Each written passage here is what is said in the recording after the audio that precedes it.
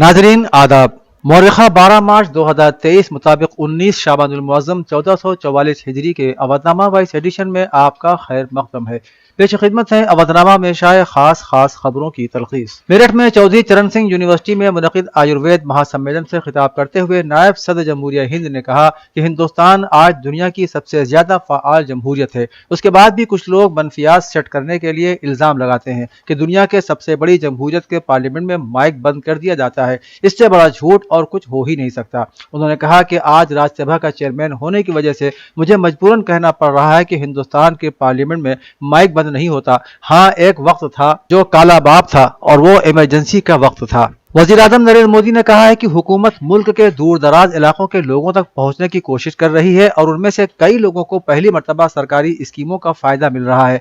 हफ्ते को प्रधानमंत्री विश्वकर्मा कौशल सम्मान पर बजट से पहले वेबिनार से खिताब करते हुए पीएम मोदी ने कहा कि महरूम लोगों तक पहुंचने के लिए तयशुदा मिशन मोड में काम करना होगा। उन्होंने कहा कि प्रधानमंत्री विश्वकर्मा योजना का मकसद कारीगरों और छोटे कारोबार से वाबस्ता लोगों की मदद करना है। वज़ीर आज़म ने कहा कि छोटे कारीगर मकामी दस्तकारी की मसनूआत की तैयारी में अहम रोल अदा करते हैं। पीएम विश्वकर्मा योजना उन्हें बाअख्तियार बनाने पर तवज्जो मरकूज करती है। जमीन के बदले मुलाजिमत के मामले में ईडी ने जुमे की सुबह लालू यादव और उनके खानदान के अरकान पर मुल्क भर में 24 मकामात पर छापे मारे। छापे के बाद ईडी ने एक प्रेस रिलीज जारी करके तफसीली जानकारी दी। छापे के दौरान 1 करोड़ रुपए नकद, 1900 अमरीकी डॉलर, 540 ग्राम सोना, 1 करोड़ 25 लाख रुपए मालियत के 1.5 किलो सोने के जेवरात और जायदाद से मुतालिक कई अहम दस्तावेजात बरामद किए गए हैं। 4 प्लाट 7.5 लाख रुपए में खरीदे गए। ये प्लाट 3.5 करोड़ रुपए में फरोख्त हुए। ईडी ने यह भी कहा कि तलाशी के दौरान तकरीबन 600 करोड़ रुपए की आमदनी का पता चला है, जो 350 करोड़ रुपए की गैर मनकूला जायदाद की शक्ल में है। अब तक की जांच में यह बात सामने आई है कि लालू खानदान पटना और उसके आसपास जमीन के गैर कानूनी लेन देन में मुलव्विस है। बिहार के नायब वजीर आला लालू प्रसाद यादव को इसी मामले में सीबीआई ने पूछगछ के लिए तलब किया है। ख्याल है कि जमीन के एवज नौकरी के मुबैना घोटाले के सिलसिले में सीबीआई ने तेजस्वी यादव को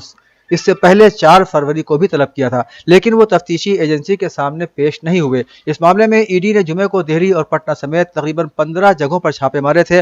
लालू यादव की बेटियों और तेजस्वी यादव के घरों के अलावा दीगर आरजेडी लीडरों के घरों पर भी छापे मारे गए। दरियासना लालू प्रसाद यादव ने तफ्तीशी एजेंसियों की कार्रवाई पर सख्त रद्द-ए-अमल जाहिर करते हुए इसे बीजेपी की गिरी हुई सियासत करार दिया। त्रिपुरा पुलिस ने विशालगढ़ के चंद्रनगर में इंतखाबी नतायज के बाद होने वाले तशद्दुद के मुतासरीन से मिलने गई बाएं बाजू कांग्रेस एमपी टीम पर हमला करने वाले 3 लोगों को जुमे की रात गिरफ्तार कर लिया। इस दरमियान कांग्रेस और लेफ्ट फ्रंट के एक वफ्द ने रियासती गवर्नर सत्यदेव नारायण आर्य से मुलाकात की और उन्हें सूरत हाल से आगाह कराया।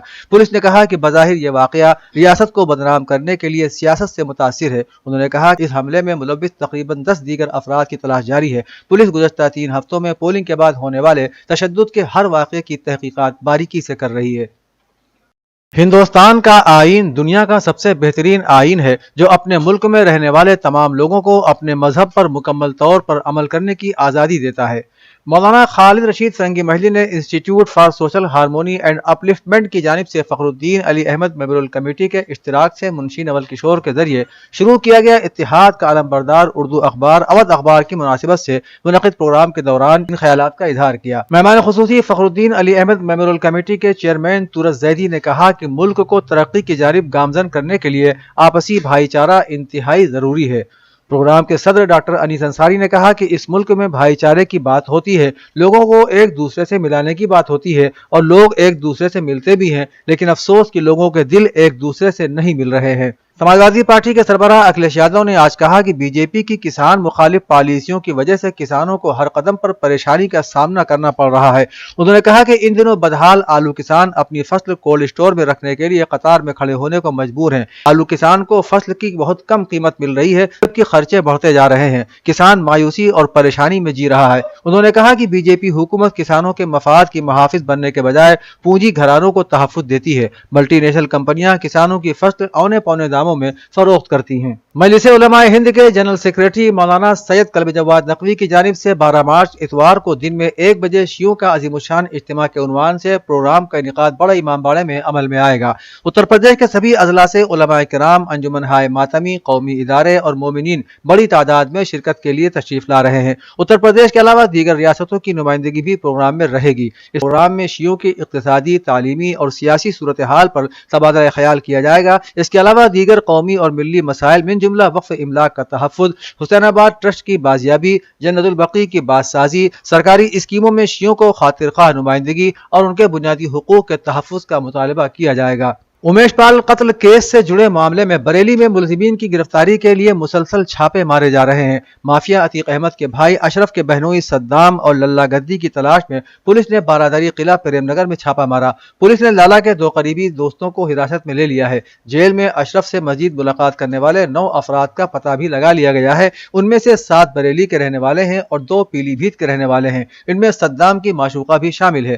پریاگراج کے امیش پال قتل کیس کے تار اشرف سے جڑے ہوئے پائے گئے ہیں جو بریلی جیل میں بند ہے۔ مولانا شاہ محمد احمد پرتاپ گڑھی کا مجموعہ کلام عرفان محبت ایک عارفانہ کلام ہے۔ اس میں مولانا روم کی شاعری کا منظر جھلکتا ہے جو دلوں پر اثر کرتا چلا جاتا ہے۔ مذکورہ خیالات کا اظہار ابوظہبی کے پروفیسر مولانا تقی الدین ندوی مظاہری نے مدرسہ عالیہ عرفانیہ میں عرفان محبت جدید ایڈیشن کی تقریب رسم اجرا کے دوران کہیں۔ انہوں نے کہا کہ یہ عرفان محبت مولانا شاہ محمد احمد پرتاپ گڑھی کا مجموعہ کلام ہے جسے عارف باللہ کے پوتے قاری امتیاز احمد پرتاپ گڑھی نے از سر نو مرتب کیا ہے۔ اس نئے ایڈیشن کی خوبی یہ ہے کہ جو اشعار اب تک کے ایڈیشنوں میں شامل نہیں کیے گئے تھے وہ اس میں شامل کیے گئے ہیں۔ اس لحاظ سے یہ قارئین کے لیے ایک نادر تحفہ ہے۔ اودھنامہ کے جہاں نما صفحے کے مطابق لوک سبھا کے اسپیکر اوم برلا نے بحرین کے منامہ شہر میں واقع شری ناتھ جی مندر کا دورہ کیا۔ انہوں نے کہا کہ مندر کی بحالی کا منصوبہ ہندوستان اور بحرین کے مابین تہذیبی روابط کو برقرار رکھنے کی سمت ایک تاریخی قدم تھا۔